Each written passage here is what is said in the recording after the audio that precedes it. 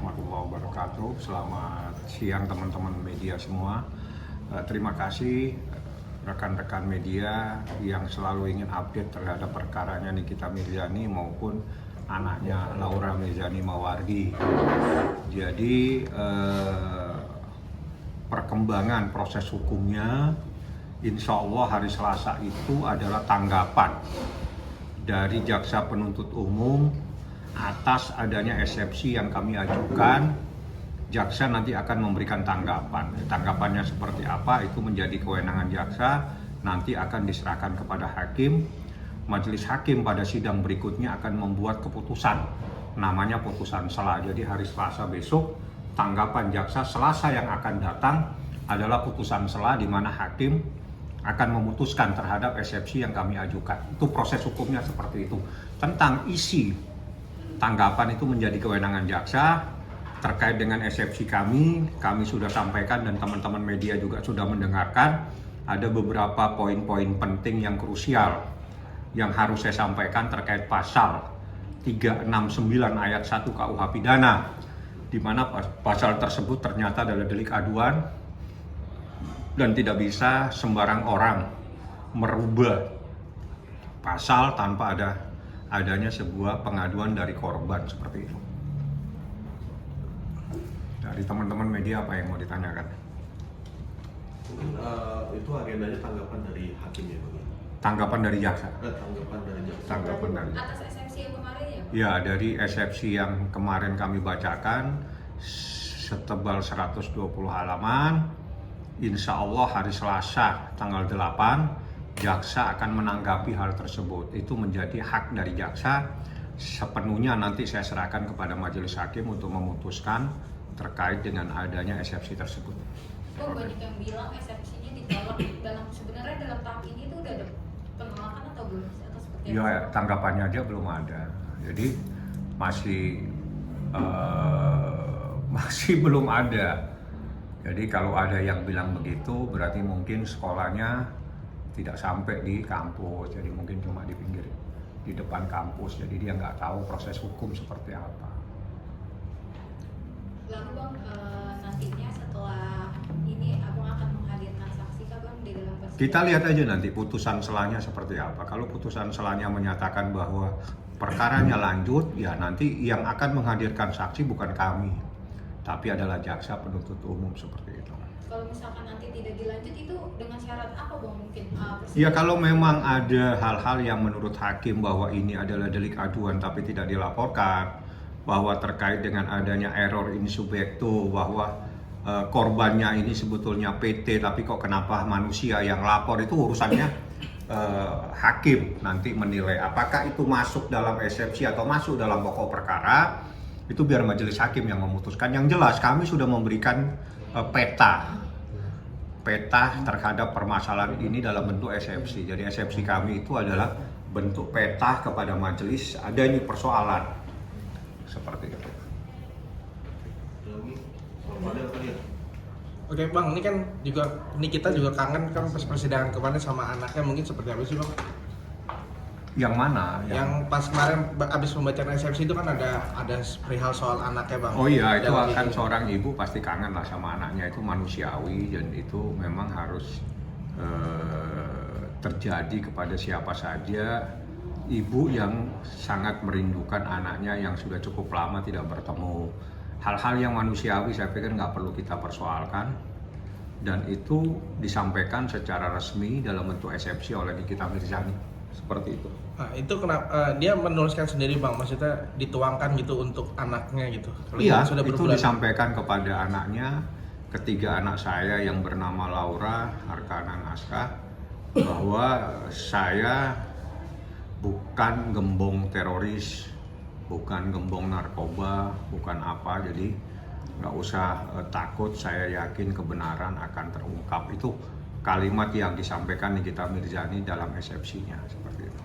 Nah, setiap mengingat anak pasti Nikita selalu menangis. Mungkin maksudnya sampai sejauh ini belum ada komunikasi kan Nikita dengan anaknya Bang gitu. Waduh, saya nggak tahu. Kalau komunikasi pasti ada lah, tapi kan tidak melalui saya. Saya kan bukan yang memprioritaskan hal-hal yang terkait dengan hal-hal di luar hukum. Mungkin ada, kalau nggak salah ada susternya ya, mungkin melalui suster juga saya nggak paham.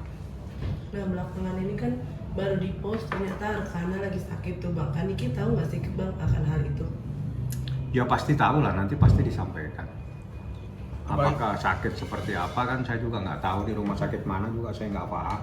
Yang jelas itu biarlah menjadi urusan Nikita dan suster, kan ada susternya yang ngawasi anak-anak seperti itu. Apalagi kan anak-anak sangat rindu bang dengan abinya gitu. Kalau gitu. Iya, saya kan nggak sampai ke sana ngurusin, masa ngurusin yang seperti itu. Kita fokus saja kepada eksepsi, apa tanggapan jaksa pada hari Selasa besok seperti itu.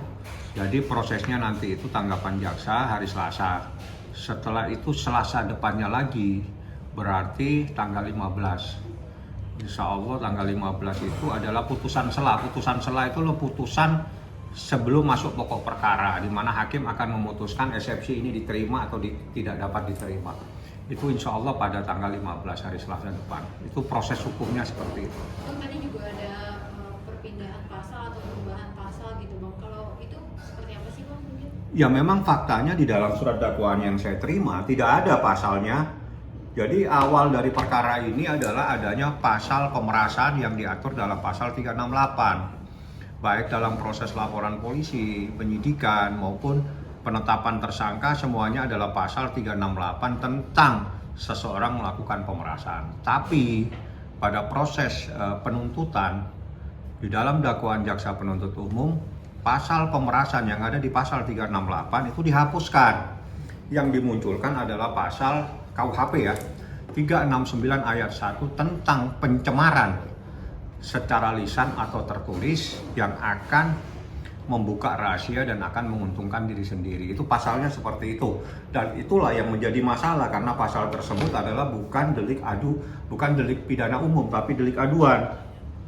Nah, kalau delik aduan pasal 369 ayat 2 itu harus ada yang lapor. Tidak bisa dirubah seperti itu. Jadi pasal yang dirubah itu adalah pasal dakwaan kedua, yaitu mereka yang melakukan, yang menyuruh melakukan, dan yang turut serta melakukan perbuatan dengan maksud untuk menguntungkan diri sendiri atau orang lain secara melawan hukum dengan ancaman pencemaran baik dengan lisan maupun tulisan, atau dengan ancaman akan membuka rahasia, memaksa seseorang supaya memberikan barang, sesuatu yang seluruhnya atau sebagian kepunyaan orang itu atau orang lain, atau supaya membuat hutang atau menghapuskan piutang. Ini pasal 369 ayat 1 itu unsurnya ini ada di dakwaan kedua dan pasalnya jelas sebagaimana diatur perbuatan terdakwa sebagaimana diatur dan diancam pidana dalam pasal 369 ayat 1 Kitab Undang-Undang Hukum Pidana junto pasal 55 ayat 1 ke 1 Kitab Undang-Undang Hukum Pidana. Nah, dengan adanya dakwaan yang saya bacakan, maka pasal 368 tentang pemerasan itu dihapuskan oleh jaksa penuntut umum, sehingga pemahaman yang selama ini ada di mana di kita disangka telah melakukan pemerasan itu dihapus oleh jaksa. Namun di kita hanya didakwa melakukan pencemaran lisan dan tertulis untuk mendapatkan sesuatu, seperti itulah. Tapi Mas, prosesnya. Mas sendiri mendesak. Maaf gimana tuh bang? Dari pihak kita ke ini pihak sana kan? Dari pihak RG kan Ya kan kita suruh orang minta maaf. Kalau orang tidak minta maaf kan ya urusannya dia. Kita kan tidak bisa. Namanya orang minta maaf itu ya kita hanya minta bahwa ada sesuatu yang salah. Di mana Anda pernah melaporkan kita itu melakukan pemerasan. Namun di akhirnya jaksa menyatakan tidak ada pemerasan. Berarti ada sesuatu yang salah dari awal yang Anda lakukan. Jadi wajar kalau kita minta Anda minta maaf karena ini adalah kesalahan Anda. 7x24 jam. Iya, harus minta maaf. Kalau dia tidak minta maaf kan nanti urusannya kita pikirkan kemudian karena itu kan urusan hukum. Tapi nanti bisa dibalikkan kembali oleh Nikita Mirzani tentang kesalahan ini. Oh iya, itu urusan proses nanti setelah selesai semua. Berarti diberi waktu nggak sih Pak permintaan waktu kan 7x24? Iya, udah kita kasih waktu. Itu nanti jadi permintaan maaf itu adalah moral. Kalau suruh secara moral minta maaf tidak mau, maka hukum yang akan berlaku. Kalau hukum yang berlaku berarti proses hukum. Apakah kita laporkan atau tidak, kita tunggulah proses lebih lanjut seperti itu. Tapi permintaan maaf yang dimaksudkan ini permintaan maaf kepada Nikita atau kepada publik di hadapan Nggak ada publik? urusan dengan publik, kan yang dilaporkan kan Nikita. Iya, tapi di hadapan publik atau khusus ke Nikita? Ya kalau dia mau harusnya di hadapan publik. Kalau mau ketemu juga nggak ada masalah. Yang penting minta maaf, Anda telah salah menyatakan Nikita melakukan pemerasan. Intinya cuma itu. Anda selama ini menyatakan Niki melakukan pemerasan, tapi itu dihapus oleh jaksa. Berarti ada kesalahan dari awal yang Anda lakukan. Nah, saya meminta Anda minta maaf. Gentle dong, kalau emang salah Anda minta maaf. Kenapa? Tapi sejauh ini udah ada komunikasi Bang dari pihak Project Glory? Saya nggak kenal, jadi nggak mungkin. Jadi orang bisa berkomunikasi itu kalau kenal. Kalau nggak kenal bagaimana bisa berkomunikasi? Tapi Bang, sebelum itu Nikita Mirzani itu sempat mengenal Reza Gladys atau tidak sih Bang sebelum? Seingat saya nggak kenal. Tapi kalau dari podcast sebelumnya dari kasus Saya nggak ini- ngurusin podcast Pak, saya pengacara. Nggak, Kalau maksudnya- Anda tanyakan saya pasal, saya tahu. Tapi urusan perpodcastan, urusan media online, media segala macam, coba nanti saya akan belajar lagi. Coba akan mencoba mengalihkan. Tapi hal-hal yang seperti itu, saya pikir saya tidak akan paham. Karena itu ada bagian tersendiri, biar diurus dari timnya Nikita Mirzani. Bang, kalau Reza Gladys hadir dalam persidangan mungkin Niki akan ada hal apa yang ingin sampaikan gitu nanti. Maksudnya gimana? Nanti RG datang ke persidangan gitu. Kapan itu? Kalau misalkan datang itu. Ya, jangan misal dong. Ya, kalau Tapi ini wajibnya nggak sih, Bang, RG datang? Pada datang ke persidangan. Ya nanti Indonesia. kalau pas datang aja, habis dia diperiksa, setelah diperiksa, Anda tanya. Kalau sekarang kan Anda suruh saya meramal, repot nanti saya. Ada lagi yang mau ditanyakan? Bang, Arkana sakit apa sih Bang? Nggak paham saya nggak tahu. Saya cuma dapat info dia ada di rumah sakit gitu aja. Tapi seperti apa saya tidak tahu secara mendetail. Coba nanti akan saya tanyakan sama susternya ya. Bang, kalau salah minggu lalu tuh kuasa hukumnya dari RG sendiri juga bilang untuk apa meminta maaf karena memang tidak ada kesalahan dari RG sendiri Bang. Ya gimana sih? Dia ngelaporin orang pemerasan tiba-tiba pemerasannya dihapus. Itu bahasa Indonesia, lapor salah.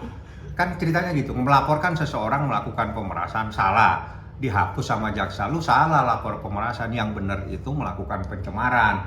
Pasal yang dilaporkan 368 itu dihapus. Itu sah. Artinya ada kesalahan dari Anda. Kalau Anda gentle, ya Anda minta maaf. Ya saya salah, kemarin saya salah lapor. Nah itu sudah disahkan sama jaksa kok. Kan bukan keinginan kita. Jaksa menyatakan Anda salah. Laporan Anda itu jangan 368 pemerasan. Harusnya Anda melaporkan dengan 369 ayat 1. Artinya yang selama ini dilakukan itu adalah bentuk kesalahan. Kalau orang salah, ya gentlenya, moralnya itu minta maaf secara moral.